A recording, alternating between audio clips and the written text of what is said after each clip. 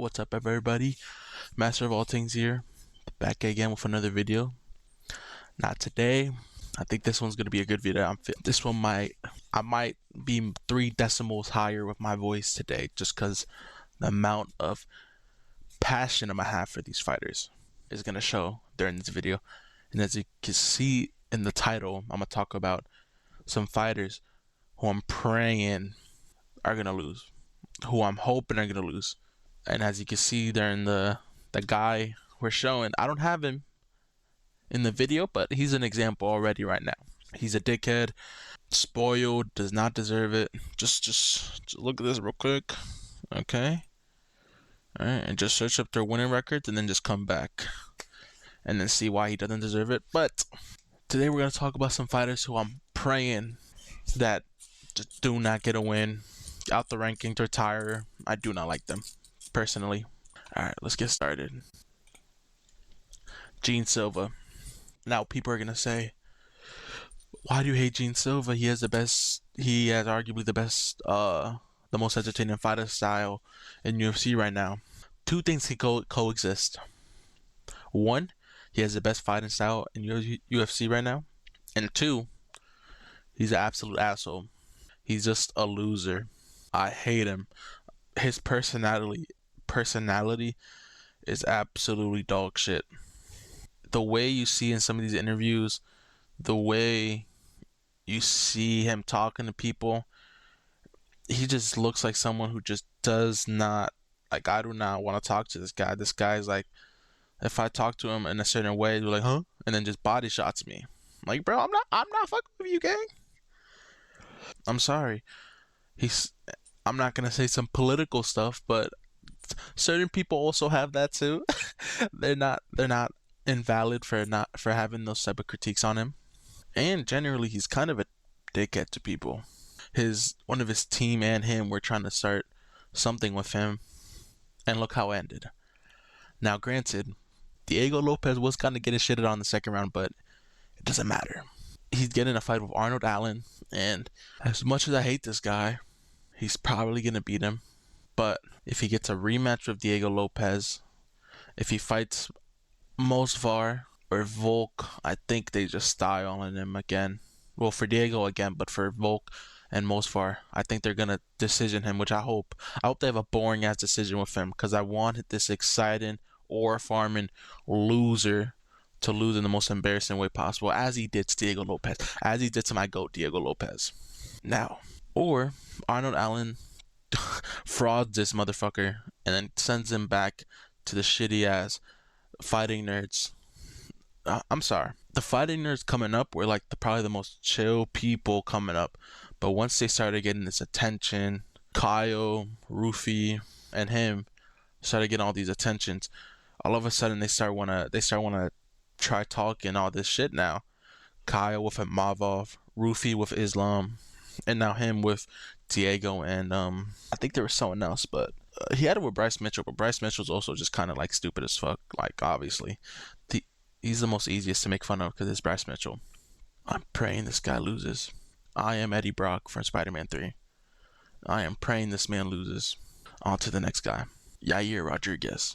This guy fights last 3 fights 1 and 2. He loses to Volk. I believe comes back almost a year later to fight Brian Ortega on one of the worst looking Brian Ortega's downfall, basically. I think after this fight, during this fight, was basically like how Brian Ortega looked. He just looked like he's going on a downfall and gets submitted by him in the second. He got styled on the second round. Like, during the first round, you would expect him to win by knockout against Brian Ortega, but then he knocks him down, almost finishes him, but then his grappling just turns into a toddler. And then you're thinking, okay, well, he's gonna fight Patricio Pitbull. It's a close matchup, but it should be exciting. Has a boring decision, nothing happens, and gets one knockdown like the last minute of the fight. So it wasn't even that good. And so, for no reason, this guy says, I believe during the post interview, he's like, I'm promised a UFC title shot. And not only did people go against it, People are making videos against it. People are like the fighters are actively saying this is not fair. They had a perfect opportunity to put Diego Lopez versus Yair Rodriguez. Culon? Culon? The most easiest fight to make. Easiest fight to make. Like, I think Hasbullah can be a better fight creator than whoever the fuck is making these fights. Because you're telling me, instead of giving us Yair Rodriguez versus Diego Lopez, you give us Diego Lopez versus Gene Silva, which admittedly is a good fight. Diego Lopez, Gene Silva didn't even deserve the fight with Diego Lopez to begin with. He beat Bryce Mitchell. He didn't even deserve to fight Diego Lopez, just fight for the title. It should have been Yair Rodriguez versus Diego Lopez. But no, we got saved because they were going to do Volkanovski versus Yair Rodriguez in UFC Noche. He's spoiled. He is spoiled. You're telling me he was going to get a title shot after beating Patricio Pitbull in the most boring way possible, when Lauren Murphy, the Miracle, and Mosfar, who was undefeated, who beat Aljamain Sterling, I'm pretty sure a couple months before, are not getting the title shots? Are you kidding? But he's going to get it because he beat Patricio Pitbull, like a 37-year-old guy who just came back from Bellator, who's proven Bellator is not even a good organization for the top fighters, because as you see, it's Patchy Mix. I don't think it was Bellator, but PFL with Aaron Pico. The UFC is obviously just a higher caliber. I'm sorry. Clearly, it shows that other organizations coming to this organization is not coming by. Oh, and I forgot to say, as you can see the low lights between these guys, because these guys are absolutely, I hate. So every single fighter I have their headshot from their UFC picture and then their low lights. But besides the point, this guy's been, and he was sitting out over a year between the Brian Ortega fight and the Patricio Pitbull fight. And then this guy wants to fight for a title when he's 1-2 in the last 3. Yeah, get the fuck out of here, kid. Get back.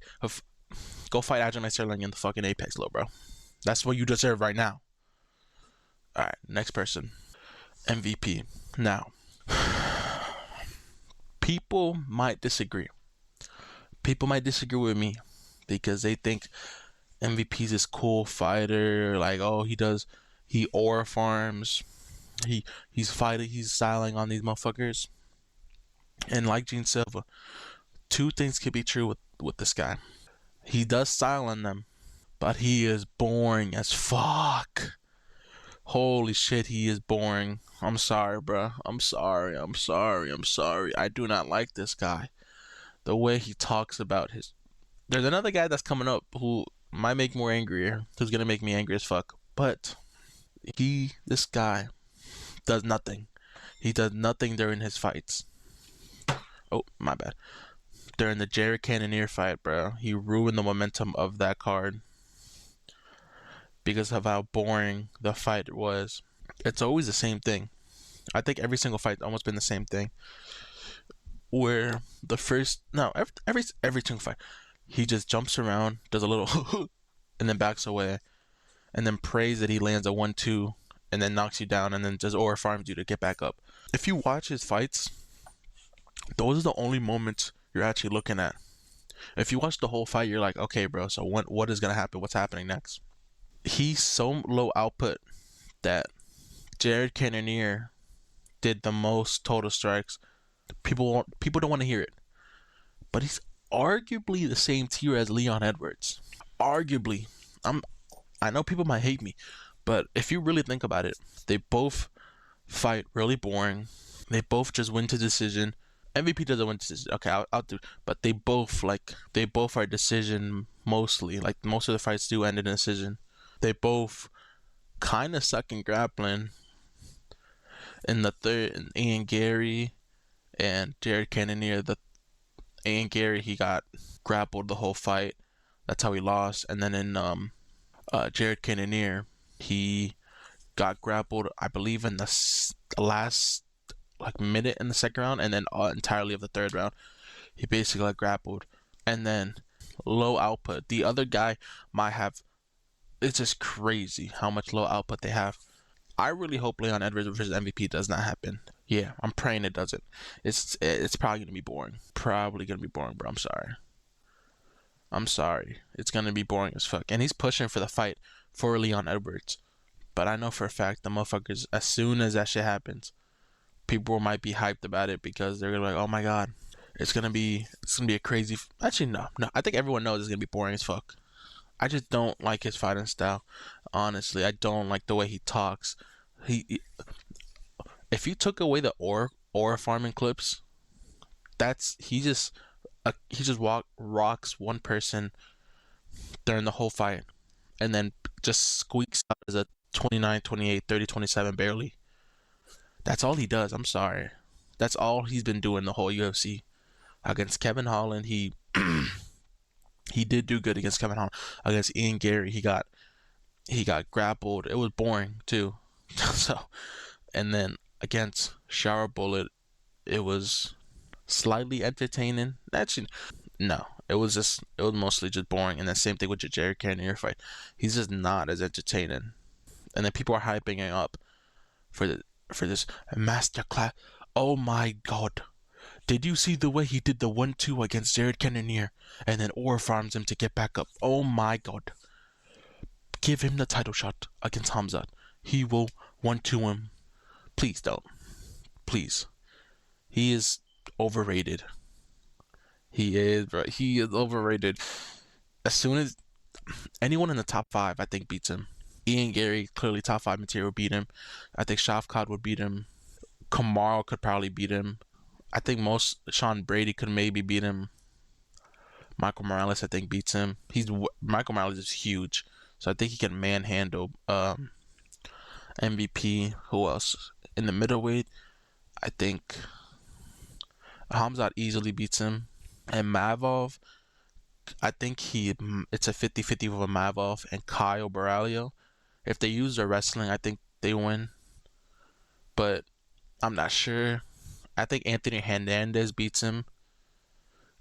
I don't think Rainer de Ritter. I think the way maybe he does, because the way he does the stepping knee, I think it could affect him with MVP because the way they both come in. So if Rainer de Ritter comes in with the knee, I think it does affect him.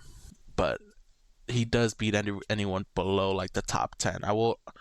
I'm a hater, but at least I'll give him props. Like he does do good against certain types of rankings or people.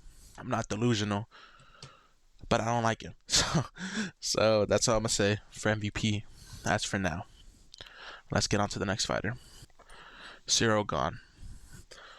This guy does not get hate at all anymore. I'm sorry. Did everyone forget what happened to him? He is a cheater. He's a cheater. I'm sorry, but he is a cheater. There's no other way to put it. He's a cheater. He cheated against John Jones with the nut kick. He cheated against Sergey Spivak with the back of the head shots there in the finish. I think he did it to Tai Tuivasa. He did it to Tom Aspinall with the eye poke. I think almost every single fight he has done one illegal thing, and yet wins. Gets credit for those fights. Named as the new generation of hot top heavyweights. I'm sorry, bro. If you're cheating almost every time, it cannot be on accident. It cannot be an accidental. You cannot accidentally foul someone every single time, at least every single one of your fights, bro. I'm like, come on, bro. Against Tom Aspinall, he literally dug his fingers between his eyeballs, dug in, and then you just see them literally pulling them out. And then at the end of the day, Tom Aspinall gets blamed for the fight, and not the guy who cheated, not the guy who caused the incident, not the guy who's proven to show that that he does do it a lot. How are you gonna cheat?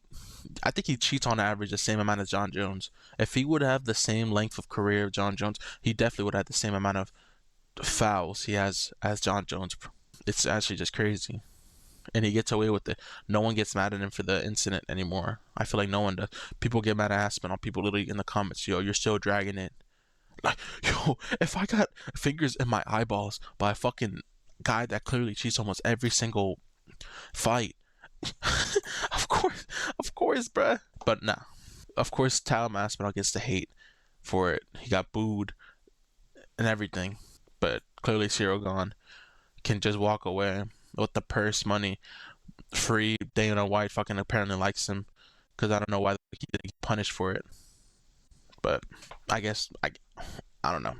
I guess he just has something against the UFC because I don't know what it could be because he won against the Russian dude. I'm trying to think. Alexander Volkov he won against, even though he clearly lost. He got grappled down. I'm pretty sure Volkov won the first and third round. He definitely won the third. I'm forgetting which round he won, but it was definitely a 29-28. Oh no, I remember being an argument where you can argue it's a 30-27 more than a 29-28. That's how much he lost to Volkov, and yet they gave it to him for for for some reason they gave the round to Gahn. They gave the fight to Gahn for some godly reason. No one knows why. Literally, I don't understand why. It's been proven to show that he's a risk to the fighters. He's a risk to the promotion. But for some reason, they promote him as if this guy never did anything bad in any of his fights, anytime. Let's get on to the next fighter. This one might actually make me mad. As you can see, we have Ian Gary, and as I said before, two things could be right with this motherfucker. He's a good fighter, I'll admit that, but his personality is just so annoying, so unlikable. Leon Edwards says, and people don't even like him, but they agreed with this. His biggest fame to claim is that he lost to Shavkat and had one good moment against him, and then the rest of the round he lost. His biggest fame to claim is that he just didn't get finished by Shavkat. Every time he talks about Shavkat, he's like, and I did not get finished. I made him look human. I took him to 5 rounds, and I arguably could have won that. Or how he poked Bilal Muhammad's eye, but still bragging about the win. I'm trying to say if I get him mad. The Neil Magny one, for no reason, try to cause a beef between them two, and then every single time, Neil Magny will lose, and then someone brings up to Ian Gary, who'll be like, the fucking clip where he shows that he has his soul. I'm sorry, bro. You're not the first person to beat Neil Magny. You're not the first person to beat him. Like, obviously you did amazing against him, but bro, he won and lost fights after you. You cannot claim you took his soul when he's beating. I think he submitted. He submitted. No, he TKO'd someone and then submitted someone after the fight. After Ian Gary beat him, so it's not like it. And even then, Neil Magny wasn't a fighter who was like, oh my god, watch out for Neil Magny. He's a marauder. No, people were like, yeah, he's like Neil Magny's like a gatekeeper. He's kind of mid. Like, he's not good enough to be in the top 10, top 5, but he's not shit enough to be in the bottom of the barrel of UFC fighters. And this guy Ian Gary's acting like he just defeated a former world champion who he brought to his downfall. Bro, no one is claiming Neil Magny's that good for you to say everyone that he took his soul. Every single fight after he wins, he talks about how the way you would think he talks about it, you would think he 10-8'd every single round against Carlos Prates, against Shavkat, against Bilal. But if you watch the fight, it's probably the most boring 10-9 round sim against a Bilal Muhammad. Bilal was the only one bringing the pressure in. Ian Gary was only backing up, throwing oblique kicks, and then doing like a couple things, and that's it. Against the Carlos Prates fight, I'm not saying it's a bad thing to do those things, but you can't brag about it and act and like just people not call you out on it. You're claiming that you just fucking brutalized Carlos Prates, but clearly in the photo, the last 2 rounds, bro, you're getting look at him. Yo, look at the shot cut. Look at this. If Carlos Prates would have, I think Carlos Prates could beat Ian Gary in a rematch. That might be crazy to say, but how much Carlos Prates has progressed through after the Ian Gary fight, through the 2 fights, I think honestly he could beat Ian Gary. At the time, it was obvious that Ian Gary was going to be Carlos Prates. I knew he was going to be Carlos Prates because we never knew much about Prates' grappling. Someone that's long and lanky like Ian Gary. So fighting someone with that height and length was going to be hard for him. But after what we saw in the last 2 rounds of that, and then after what we saw with Jeff Neal and Leon Edwards, I think he beats him. I think he knocks him out.